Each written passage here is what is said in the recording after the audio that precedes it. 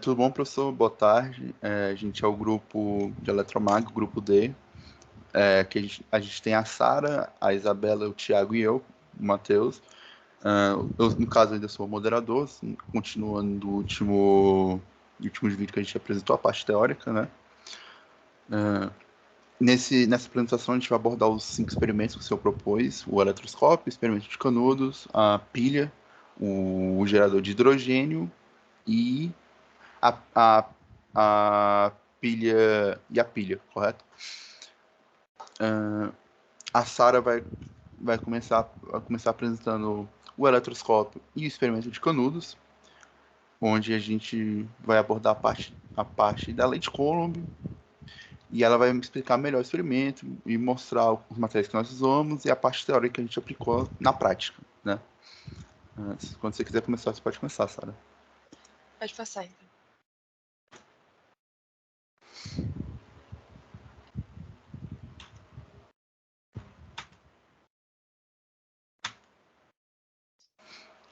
Então, eu vou começar falando da lei de Coulomb. Pode passar o slide. A lei de Coulomb, ela foi encontrada, foi criada, né, por Charles Augustin de Coulomb. Claro.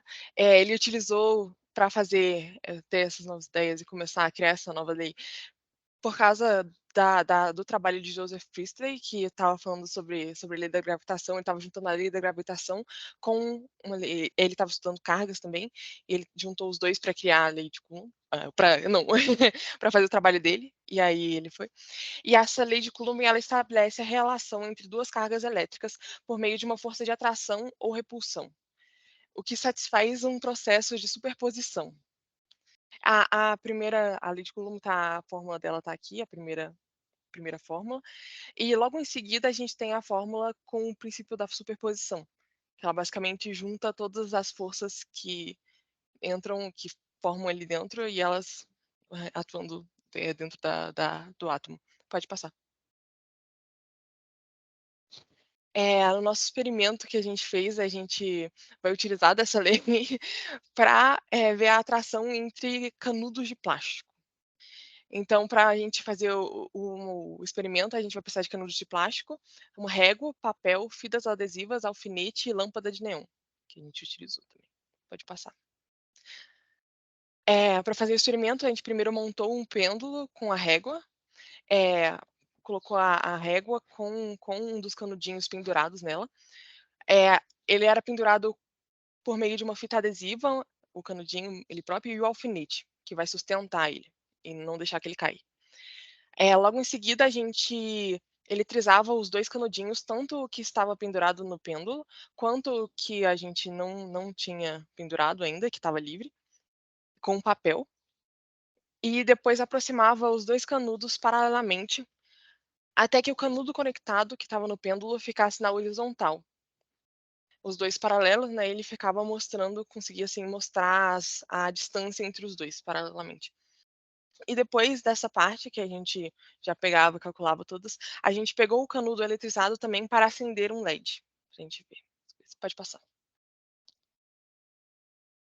Aqui a gente tem o vídeo do experimento, que a gente faz exatamente isso que a gente falou na outra parte. A força elétrica entre os canudos, ela tá interagindo, ela tá sendo repulsiva, então ela tá contra-atacando também a força peso, a força da gravitacional entre elas, e elas acabam ficando, se equilibrando, tanto que ele consegue ficar perfeitamente estável no ambiente. Pode passar para o próximo. Logo depois disso tem a lâmpada que a gente acendeu com os canudos eletrizados, para ver a prática deles. Ok, perfeito, pode passar. Com as informações adquiridas nesse experimento, a gente conseguiu calcular a carga do canudo, que é a primeira fórmula que aparece aí, e a força eletrostática, a segunda fórmula, entre os canudos. Para a última, a gente tinha uma pergunta que a gente queria responder e a gente pensou que era com quantos canudos seriam necessários para acender um LED. Para resolver essa pergunta, a gente pegou exatamente aquilo que a gente tinha falado antes, o princípio de que quando os 2 canudos ficam paralelos, a força potencial elétrica e a força potencial gravitacional, elas se igualam. Com isso, a gente divide, a força elétrica necessária para acender um LED por 1 segundo, pela força gravitacional do canudo, que aí a gente descobre a proporção entre os 2 e quanto precisa para acender. Na terceira fórmula, a gente tem a pergunta que eu já falei da pergunta, mas a gente pega o campo elétrico que é necessário para a gente ligar um LED já, inclusive esses 2 são 2 volts do LED que ele precisa ser é necessário para ele ser ligado e tudo.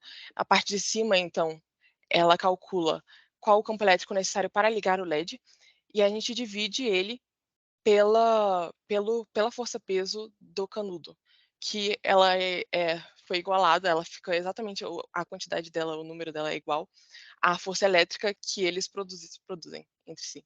Então aqui, com essa fórmula, a gente consegue pegar a proporção entre os 2, que ficou 1,36 canudos. Perfeito. Agora o eletroscópio. O eletroscópio, ele basicamente é um equipamento para detectar se um corpo está ou não eletrizado. Ele foi desenvolvido por Abraham Bennett, como um instrumento mais sensível do que o pêndulo eletrostático, que ele já existia também. E aí, ele usa a princípio, essas folhas de ouro para ver fisicamente se um corpo está ou não eletrizado, porque quando você aproxima o objeto da parte de cima, geralmente é uma bola.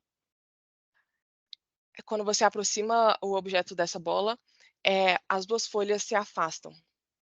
Exatamente porque, a carga é atraída para essa parte, alguma das 2 cargas, dependendo da carga do objeto que está sendo atraído que você está colocando perto. E aí, elas sobem pelo fio, elas ficam para cima e elas se dividem, e a parte de baixo ficam, as 2 que estão nas folhas, seja de alumínio, seja de ouro, que era a original, elas ficam iguais e se repelem.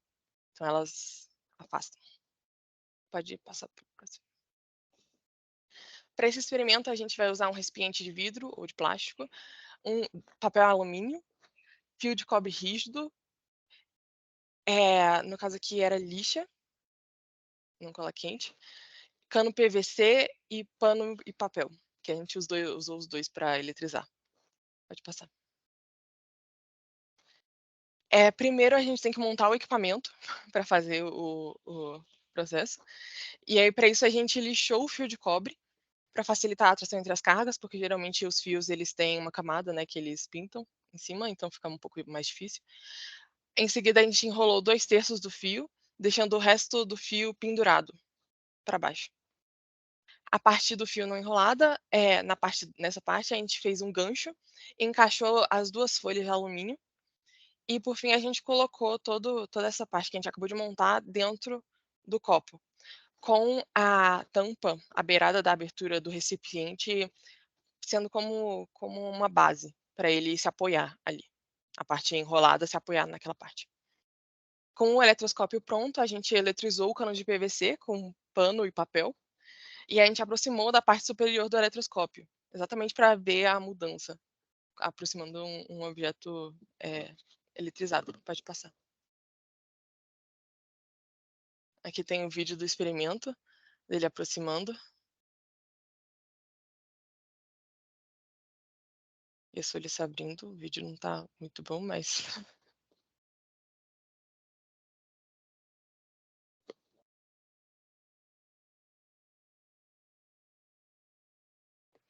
e você consegue ver claramente que o objeto está eletrizado e ele apoiou toda a nossa base teórica que a gente acabou de fazer. É isso, pode passar. Tá. A Isabela agora ela vai apresentar a pilha galvânica. Pode começar, Isabela. Eu vou falar um pouco, vou começar pela história um pouco da pilha galvânica. Ela foi criada no século XVIII pelo físico Alessandro Volta. Ele desenvolveu um dispositivo que consistia em um disco alternado de zinco e cobre e que era separado por cartões embebedados em ácido sulfúrico. O zinco e o cobre eles serviam como eletrodos Já o ácido sulfúrico ele atuava como um eletrolítio, permitindo assim a transferência de íons entre os eletrodos.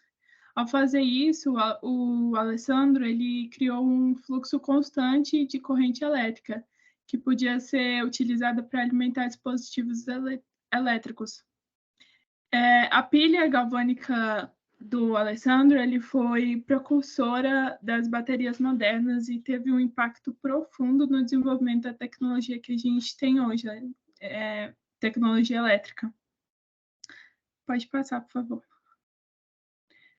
Agora, para o nosso experimento, a gente, diferente do Alessandro, a gente usou água com sal para embebedar o filtro de melita que a gente colocava entre a moeda e a arruela. Quer dizer, colocava entre a moeda e a arruela.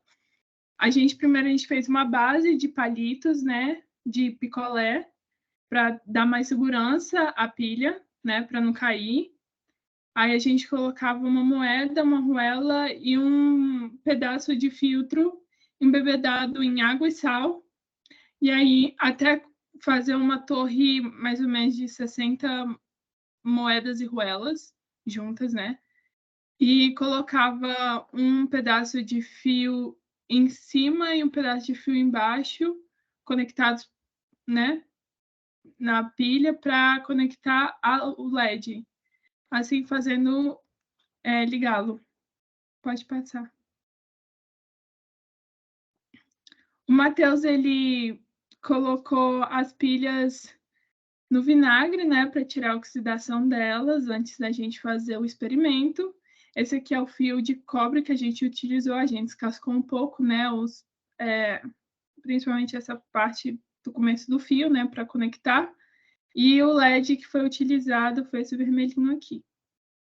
Pode passar, por favor. Aí esse é o vídeo dos 2 LEDs ligando. A gente conectava a cada perninha do LED e ele acendia. Foi esse o experimento da pilha. Então, 3, 2, 1. Eu vou falar um pouquinho sobre o experimento que a gente fez da lâmpada incandescente e eu vou dar um contexto de como ela funciona e de como ela foi inventada. Os experimentos envolvendo lâmpada incandescente, eles começaram há muito tempo, em cerca de 1809, ali com Humphrey Davy, que era um cientista britânico, e vários outros cientistas eles foram aprimorando essa lâmpada até que em 1879 o Thomas Edison ele começou a comercializar essa lâmpada, então por isso que ele ficou mais famoso e mais conhecido como o inventor da primeira lâmpada incandescente. Essas lâmpadas elas funcionam aquecendo um filamento, normalmente tungstênio, a altas temperaturas, como eu vou mostrar no próximo gráfico, e cerca de 2.500, 3.000 graus Celsius, que aí vai começar a emitir uma luz visível. Mas elas são muito ineficientes, porque tem que aquecer muito e tem muita energia.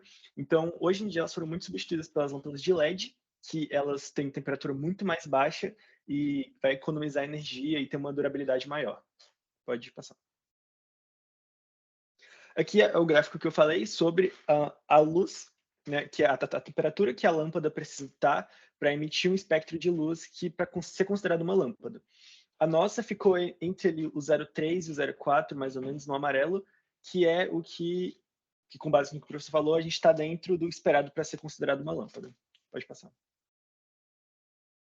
Os materiais utilizados no experimento foi um pote de palmito, que a gente usou para vedar e para conseguir fazer o vácuo. Um fio de cobre, que é o mesmo mostrado para fazer a pilha de moedas. Uma vela, que a gente usou para produzir o vácuo, para colocar dentro do pote e queimar oxigênio para produzir o vácuo, para ter uma melhor... para o filamento, para a resistência, para a lâmpada funcionar melhor. Uma resistência de tungstênio. A gente também realizou o experimento com um grafite 07, eu vou mostrar os dois resultados. E uma fonte de energia, que a gente usou uma fonte do laboratório de elétrica.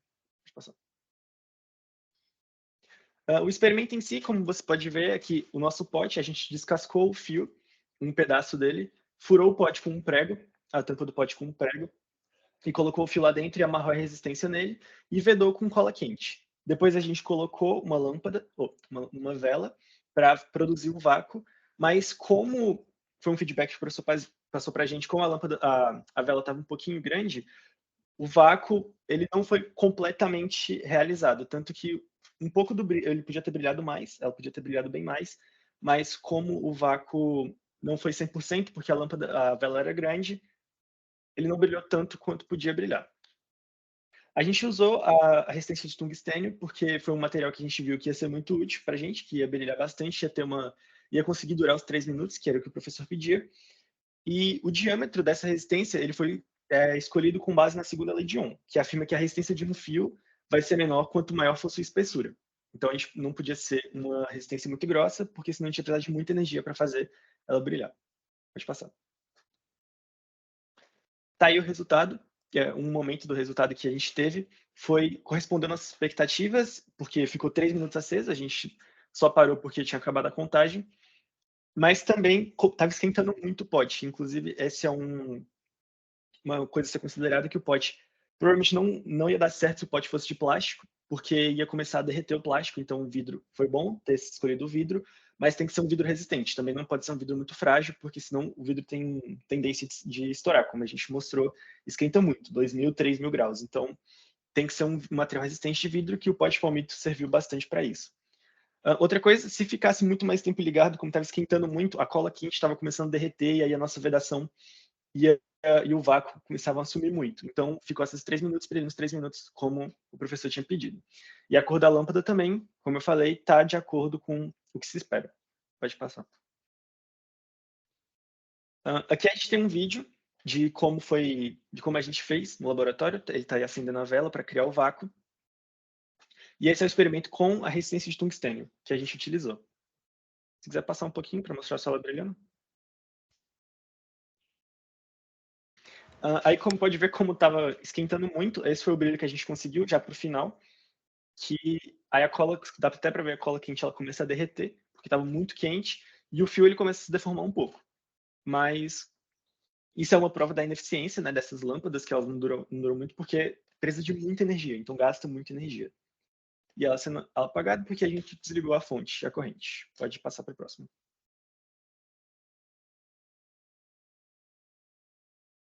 O próximo que a gente fez foi usando o grafite 07. Ele não durou os 3 minutos, durou cerca de 1 minuto e meio, 1 minuto e 20. Mas também foi no mesmo esquema, porque o grafite ele começa a esquentar muito, ele começa a ficar mais fino. E quanto mais fino ele fica, como a segunda lei de Ohm fala, mais ele vai brilhar, mas aí ele em um momento ele estoura. Ele quebra, então não tem como, não durou os 3 minutos que a gente necessitava.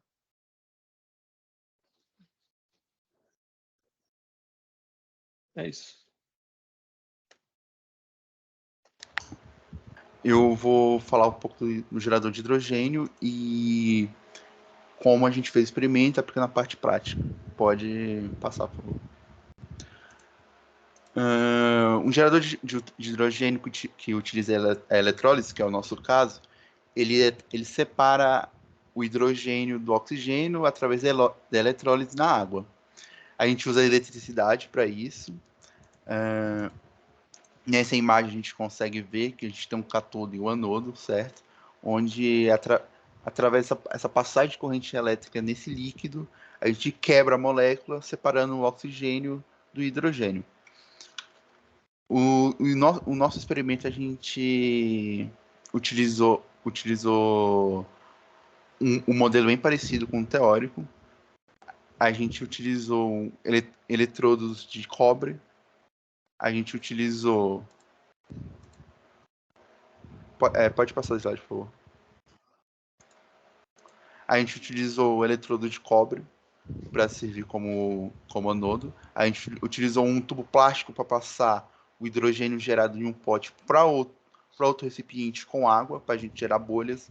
A gente utilizou uma fonte elétrica de 12 volts e 3 amperes. A gente utilizou o bicarbonato de sódio para facilitar a eletrólise a correr, pois a gente está usando fio de cobre, que não é muito reativo, por exemplo, como o aço. Nesse vídeo a gente vê a eletrólise ocorrendo, essas bolhas subindo, no caso, são hidrogênio e oxigênio, pois precisa se passar um certo período de tempo onde essa eletrólise está ocorrendo para o oxigênio sair completamente do pote, onde está ocorrendo o processo. a gente consegue ver as bolhas subindo, e conforme essas bolhas vão subindo, elas vão se acumulando, e a proposta do experimento era acumular essas bolhas e a gente conseguir queimar elas através de um palito de fósforo. Pode passar o vídeo, por favor. Aqui a gente consegue, aqui mais para frente, a gente já no laboratório, a gente acende o palito e a explosão ocorre. Eu vou explicar um pouco mais sobre as aplicações, que é parte também que o professor pediu. A gente consegue ver as aplicações do hidrogênio verde, o hidrogênio sustentável, através de transporte, geração de energia elétrica, armazenamento de energia.